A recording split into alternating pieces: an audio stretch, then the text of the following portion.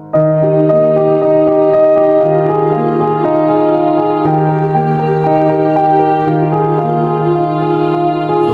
warahmatullahi wabarakatuh. Bismillahirrahmanirrahim. Qala rahimahullah ta'ala wa nafa'ana bihi wa tafadhalna.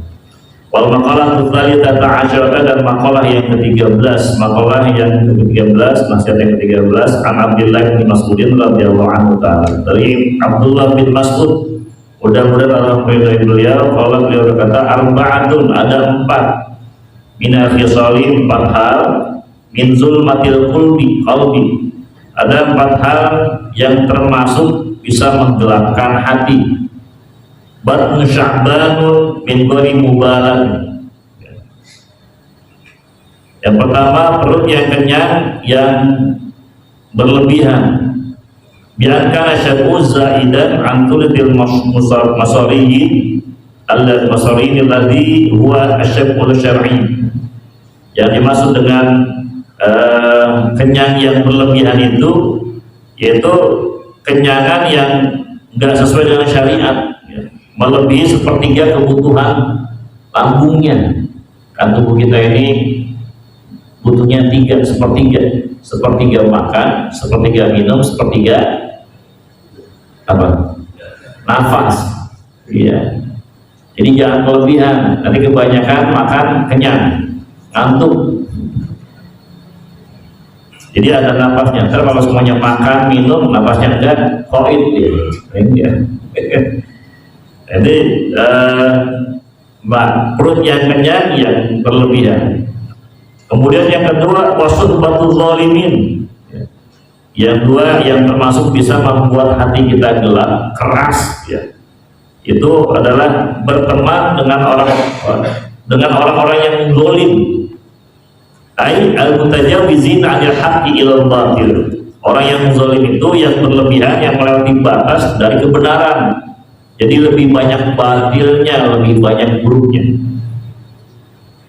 Wa nisyanul dzunubil madiyah. Yang ketiga yang membuat hati kita bakal jadi gelap, keras, sulit bercermin, adalah melupakan dosa-dosa yang lalu, bi ayyakula anha min bayin nadamin.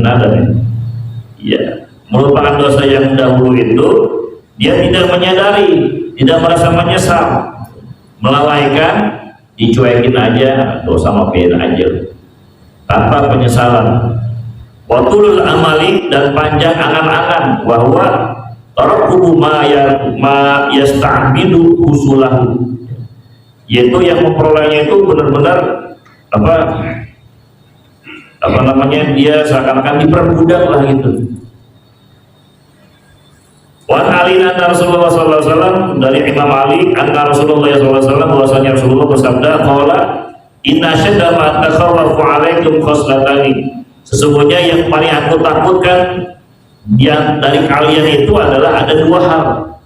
Yang pertama, kata Rasul, ittiba'ul hawa watul amali. Yang paling aku takutkan dari kalian itu adalah 2 hal. Yang pertama, memperturutkan hawa nafsu, dan yang kedua adalah panjang angan. Fa'ama tiba'ul hawa, maka adapun mengikuti hawa nafsu itu bagaimana? Fa'innahu ya'dilu 'alal haqqi, yaitu bisa menyamai melewati kebenaran. Wa amatul amali fal hubbul dunya. Sedangkan panjang angan-angan itu adalah cinta dunia. Rawahu Abi Dunya, meriwayatkan Imam Abi Dunya. Bapak Ibu yang dirahmati Allah Subhanahu wa taala, Rasul dalam hadis yang lain, ala fil jasadi mudghatan. Ala fil jasadi, inna fil jasadi mudghatan. Inna fil jasadi, saya lupa kata saya, bahwasanya di tubuh kita itu ada segumpal darah. Inna fil jasadi mudghatan, sebenarnya dalam tubuh kita itu, jasa kita itu ada segumpal darah. Idza saluhat, kalau memang segumpal darah itu baik, maka otomatis seluruh amaliyahnya jadi baik.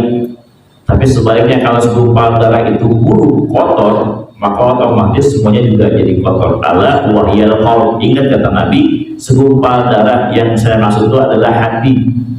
Jadi kalau hati kita itu bagus, bersih, suci, maka otomatis semuanya juga akan jadi bagus. Matanya melihat yang bagus-bagus, telinganya mendengar yang bagus-bagus, ya. Suuzon, husnuzonnya juga akan selalu berbaik sangka terus. Jadi kalau hatinya bagus, serupa itu bagus, maka otomatis semuanya juga akan baik. Tapi sebaliknya kalau hati kita itu kotor, ya, maka otomatis juga tubuhnya akan kotor. Kalau ingat nasihatnya Agim itu seperti cangkir, ya. Kalau cangkir isinya air putih, yang keluarnya juga air putih, kan nggak mungkin pantat. Kalau isinya air putih keluarnya pantat, berarti sihir itu. Kalau isinya kopi keluarnya kopi, nggak mungkin jahe, ya. Jadi hati kita itu bagaimana, perbuatan kita itu bagaimana hatinya. Nah di sini kalau hati kita pengen bersih atau jauh dari kotor, gelap, ya. Kenapa gelap? Apakah hati ada gelap? Ada. Jadi hati yang gelap itu hati ibarat kata, ibarat sampaikan Pak Haji juga, kemudian Ustaz Badrus juga, itu hati itu seperti cermin, ya. Cermin, kalau umpamanya cermin kita itu ada titik kotor, nggak dihapus, kemudian ada titik kotor lagi, nggak dihapus, ada titik kotor lagi, nggak dihapus, lama-lama cermin kita itu bosan ini deh, kayak nggak dilap-lap umpamanya, itu lama-lama buram nggak? Buram. Nah itu buramnya itu adalah maksiat dosa kita, ya, suuzonnya, maksiatnya, gibahnya, melihat yang tidak-jeleknya. Jadi ketika buram, bercerminnya juga susah. Yang harusnya ganteng kelihatannya jadi buram, kan gitu. Itu apa yang bikin batal itu? Ya dosa-dosa kita. Gitu makanya. Jadi hati juga seperti cermin begitu.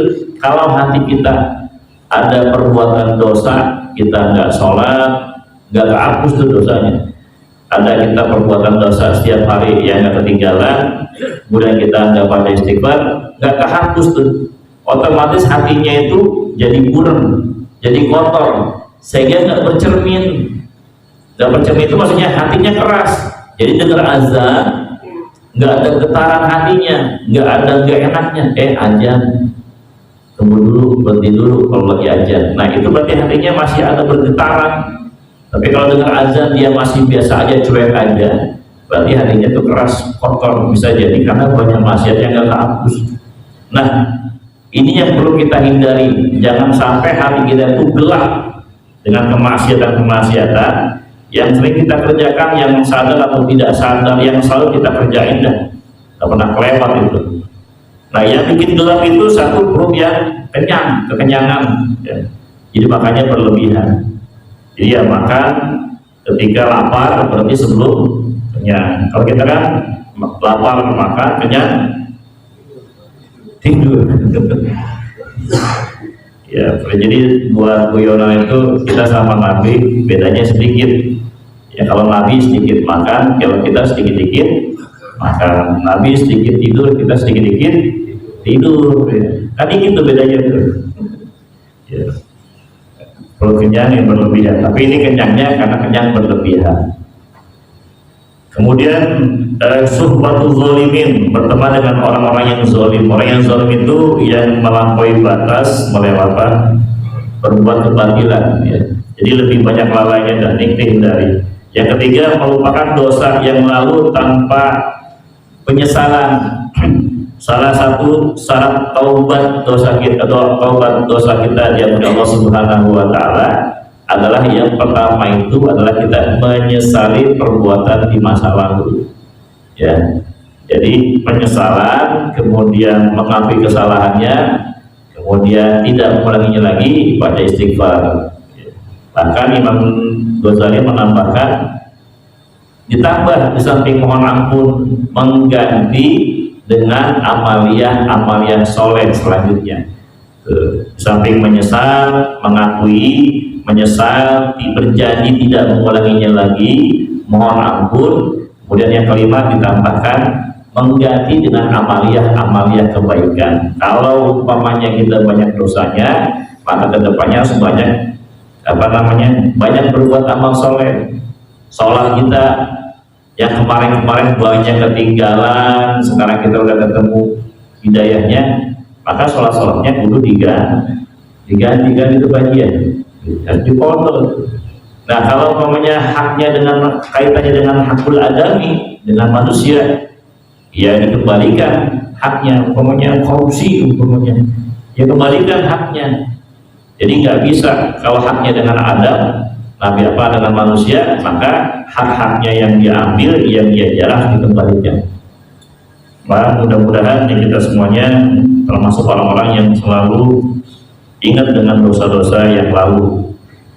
Yang keempat, Bapak Ibu, yang membuat hati kita gelap itu adalah tulul amali, panjang angan-angan. Ya, panjang angan-angan itu ya kepengennya tinggi, tapi nggak ada amal yang ibadahnya, ibadah maka ada, tapi kepengennya banyak. Makanya di surat Al-Fatihah sering kita sampaikan, jangan dibalik. Iyyaka na'budu wa iyyaka nasta'in. Hanya kepada Engkau kami menyembah dan hanya kepada Engkau kami memohon pertolongan. Jadi artinya kita ibadah dulu, sholat dulu, ngaji dulu, sedekah dulu, zikir dulu, ta'zim sama orang tua dulu, baik bersosial itu ibadahnya dulu, baru minta tolong. Jadi jangan dibalik. Minta iyyaka nasta'in wa iyyaka na'budu. Mintanya dulu baru ibadah. Nah, saya pernah baca artikel itu, baca buku, bukunya itu kalau nggak salah judulnya 40 hal yang tidak mungkin menjadi mungkin.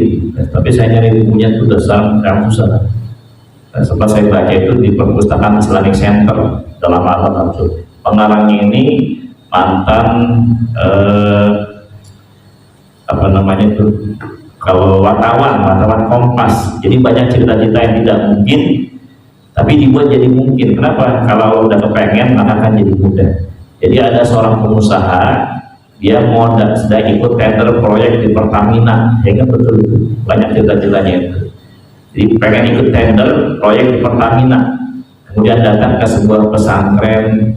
Ketika datang ke sebuah pesantren, Pak Kiai doain saya biar tender saya lolos. Kalau tidak salah itu tendernya itu sekitar puluhan miliar ya, kalau Pertamina kan kira-kira segitu tadi ya. Kata si pengusahanya ini, mudah-mudahan proyek saya lancar, masuk tender, diterima. Kalau lolos, kalau gol, nanti saya akan nyumbang 200 juta ke pesantren ini. Nah Pak Kiai-nya jawabnya begini, sampai bisa baca Fatihah? Bisa Pak Kiai, coba baca dari pertama sampai habis. Fatihahnya sama, ya nggak jauh beda. Dia bingung, maksud pakai bagaimana? Coba baca lagi, sama saya, Fatihahnya nggak ada yang beda. Terus pakai makin bingung lagi, maksudnya gimana pakai? Coba pas baca iya kanan dulu, iya kanan dulu, iya kanan nasta'in. Itu artinya tahu nggak? Nggak tahu Kiai.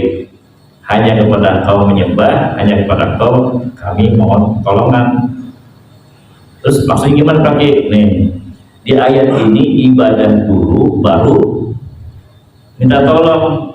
Artinya kalau mau nyumbang dulu baru minta tolong. Sedekah dulu baru doanya insya Allah dikabul sama Allah Subhanahu wa Ta'ala. Nah ini kan pesannya filosofis banget itu. Yang kebanyakan kita pengennya meminta dulu yang banyak, tapi sholatnya kadang-kadang males-malesan, sholatnya ketinggalan, subuhnya kesiangan, giliran jamaahnya jarang-jarang. Kalaupun sholat di rumah pengennya buru-buru. Nah kan, jadi dibalik. Padahal Fatihahnya itu sudah jelas, kita kepada Allah beribadah dulu, baru minta tolong kepada Allah Subhanahu wa Ta'ala. Ini Bapak Ibu dirahmati Allah Subhanahu wa Ta'ala. Jadi jangan terlalu banyak-banyak angan-angan. Ya, angan-angan itu maksudnya yang membuat kita ibadahnya lupa. Wa arba'atun minal khisali, dan ada 4 hal min nuril qalbi. Ada 4 hal yang termasuk bisa menyinari hati kita, cahaya hati. Batun jaiun min hadrin. Ya, yang pertama, kalau tadi 4 hal yang membuat hati kita jadi gelap. Ini 4 hal yang membuat hati kita terang. Batnu ja'un min hadrin, perut kita yang lapar, ya. Perut kita yang lapar, yang hati-hati, banyak puasa, makannya makan yang sehat. Jadi perut yang lapar, yang hati-hati, yang banyak puasa, banyak puasa. Wasuhbatus sholihin, yang kedua yang membuat hati kita terang itu adalah berteman dengan orang-orang yang soleh. Ay al-khalisina min kulli fasadin. Orang yang soleh di sini adalah yang hatinya bersih dari perbuatan yang merusak, ya. Wahifdzul dzunubil madiyah, dan menjaga dosa-dosa yang lalu, ya. Menjaga dosa yang lalu itu bagaimana maksudnya? Bi ayat tadzakaraha mana demi, ya. Diingat-ingat dosa yang dulu tuh, ya Allah, dulu saya tidak pernah sholat, ya. Saya mau ganti sholat saya sampai sekarang sholatnya saya tunda-tunda lagi, saya tinggalin. Nyesal dia, manat min, sambil menyesal, diingat dosa itu, ya. Jadi makanya ada nasihat dari Buya Yahya itu, salah satu habis sholat itu dzikir atau tadakur, muhasabah itu kalau habis sholat, kata beliau tempatnya ada 2 yang idealnya kalau zaman sekarang nih. Mungkin kita pengen muhasabah dosa-dosa kita, bagaimana yang masa lalu itu, kan kita orangnya sibuk, banyak kerjaan semua, Pak. Ada 2 tempat waktu. Yang pertama, sepertiga malam terakhir. Sepertiga malam terakhir ini rada-rada susah, Pak. Kalau saya, kalau bapak-bapak mungkin ibu rajin bangun malam mah susah. Apalagi sekarang Piala Dunia, susah banget itu. Sepertiga malam terakhir. Nah, yang kedua yang memungkinkan kita habis sholat fardu. Habis sholat fardu jangan buru-buru keluar, muhasabah dulu, kata Buya Yahya, gimana nih amal ibadah kita, sholat kita yang dahulu bagaimana, zikir kita bagaimana. Nah, itu tempat momen muhasabah yang kata beliau buat kita nih yang banyak kesibukan. 2 hal itu uzlah, ya. Jadi uzlah menyendiri. Nah, kata beliau yang memungkinkan buat kita uzlah itu kan menyendiri. Gak bisa kalau zaman sekarang kita ini menyendiri di hutan, gak bisa. Kan kita perlu kerja dan sebagainya. Nah, ini sebagai muhasabah, mengingat dosa-dosa kita di masa yang lalu. Nah, yang keempat sini yang membuat hati kita terang, qasrul amali, ya, pendek angan, ay habsuhu, nahan kepengen bayangan-bayangan tuh yang panjang-panjang, pengen ini, pengen itu ditahan, dikontrol, yang mudah-mudah dan diampuni, dan kedepannya kita diganti dengan kebaikan. Amin ya rabbal alamin. Al-Fatihah.